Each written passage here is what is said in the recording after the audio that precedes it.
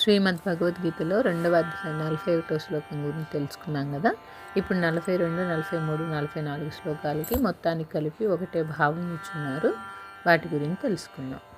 యామిమాం పుష్పితాం వాచం ప్రవదంత్యవిపశ్చితః వేదవాదరతాః పార్థ నాన్యదస్తీతి వాదినః కామాత్మానస్వర్గపరా జన్మ కర్మ ఫలప్రదాం క్రియావిశేషబహుళాం భోగైశ్వర్యగతిం ప్రతి భోగైశ్వర్యప్రసక్తానాం దయాపహృతచేతసాం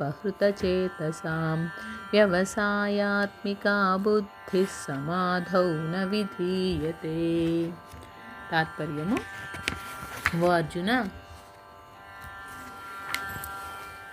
వేదములందు ఫలములను తెలుపు భాగములు అందు ఇష్టము కలవారును అందు చెప్పబడిన స్వర్గాది ఫలముల కంటే అధికమైనది వేరొకటి ఏదీ లేదని వాదించువారును, విషయ వాంఛలతో నిండిన చిత్తము కలవారును, స్వర్గాభిలాషులకు అల్పజ్ఞులు, జన్మము కర్మము తత్ఫలము నొసంగునదియు, భోగైశ్వర్య సంపాదనకై వివిధ కార్యకలాపములతో కూడినదియు, ఫలశూన్యమైనది అని ఏ వాక్యమును చెప్పుచున్నారో ఆ వాక్యములను నమ్మి దృశ్య వ్యామోహములందు పడువారు భోగైశ్వర్య ప్రియులకు జనులకు దైవ ధ్యానమందు సమాధి నిష్ఠయందు నిశ్చయమైన బుద్ధి కలగనే కలగదు.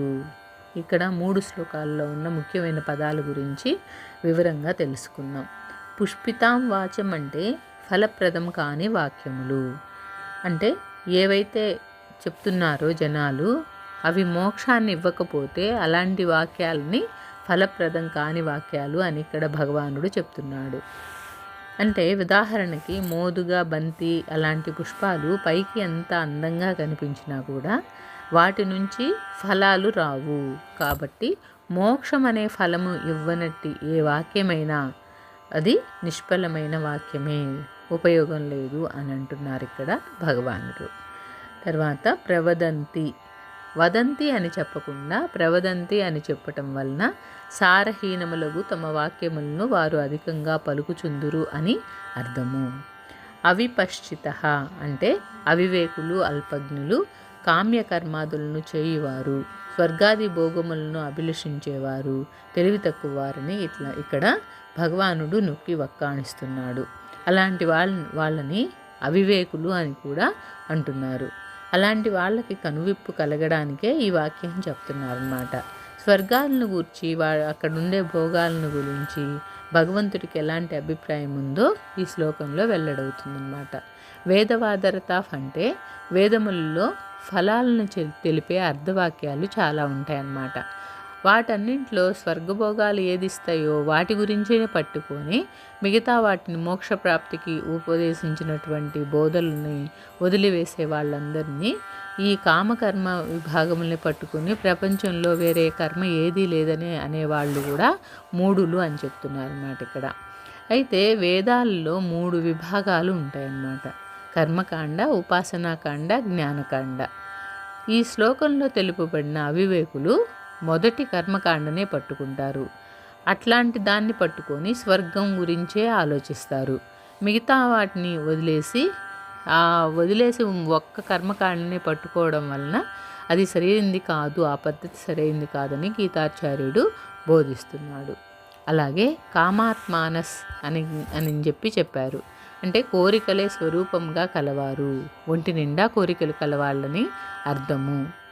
తర్వాత స్వర్గపరాహ అంటే మోక్షపరులు కారు, స్వర్గపరులు అంటే ఎవరైతే స్వర్గంకు పోవాలని అధికమైన ఆకాంక్ష ఉంటుందో వాళ్ళని మోక్షపరులు అని అనకుండా స్వర్గపరులు అని అంటారు అని చెప్తున్నారు. కాబట్టి సామాన్యుల దృష్టిలో స్వర్గము అధికంగా ఉండొచ్చు, కానీ జ్ఞానుల దృష్టిలో ఈ స్వర్గం అనేది ఒక లోకం మాత్రమే. ఎట్లా అయితే మనము ఈ ప్రపంచంలో పుట్టి తర్వాత మరణం పొందుతున్నామో అలాగే స్వర్గంలో కూడా సృష్టి స్థితి లయలు దానికి కూడా ఉంటాయి. అక్కడ భౌతిక వస్తువులు కొంచెం నాణ్యంగా ఉంటాయే కానీ దానివల్ల ప్రయోజనం ఏముండదు, అది శాశ్వతం కాదు. అంతేకాకుండా అక్కడ పుణ్యం అయిపోయిందనుకోండి మళ్ళా కిందకి పడిపోవాలి కదా. కాబట్టి ఎవరైతే జ్ఞానులు ఉంటారో వాళ్ళు స్వర్గం కోసం ఆశపడరు, మోక్షాన్ని ఆశిస్తారు. మోక్షమైనతే అంటే శాశ్వతమైన ఆనందం కాబట్టి అలాంటి వాళ్ళే జ్ఞానులు. కాబట్టి వైరాగ్యశీలుడైన వాళ్ళు మోక్షాన్ని మాత్రమే కోరుతారు, స్వర్గాన్ని కాదు అని చెప్తున్నారు. జన్మ కర్మ ఫలప్రదం అంటే కామ్యకర్మలు జన్మరాహిత్యమునన్నిటికీ కలుగజేయజాలవు.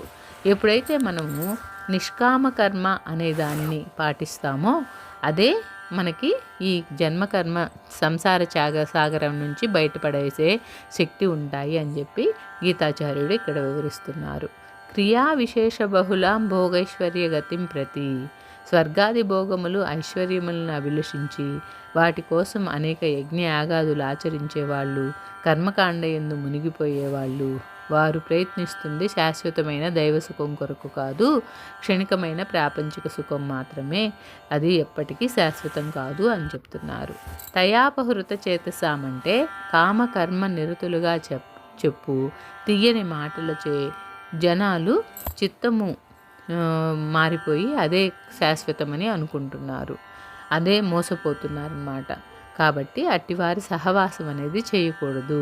సత్పురుషుల యొక్క, సాధు పుంగవుల యొక్క, విరాగుల యొక్క సాంగత్యం చేసినప్పుడు మన చిత్తం అనేది, మన మనస్సు అనేది దేవుని వైపుగా అంతర్ముఖం అవుతుంది. అప్పుడే మోక్షానికి దారి అనేది ఏర్పడుతుంది.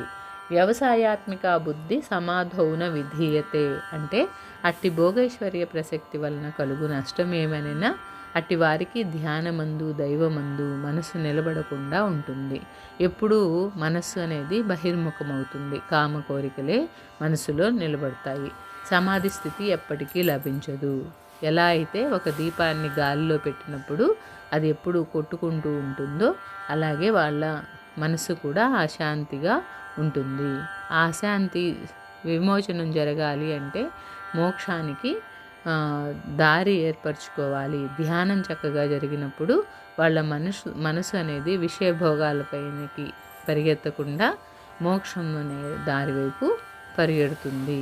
కాబట్టి మనం కూడా ఈ మోక్షాన్ని చేరుకోవడానికి ఈ స్వర్గ సుఖాలు అనేవి శాశ్వతం కాదని తెలుసుకోమని ఇక్కడ భగవానుడు బోధిస్తున్నాడు. ఓం శ్రీ గురుభ్యో నమః.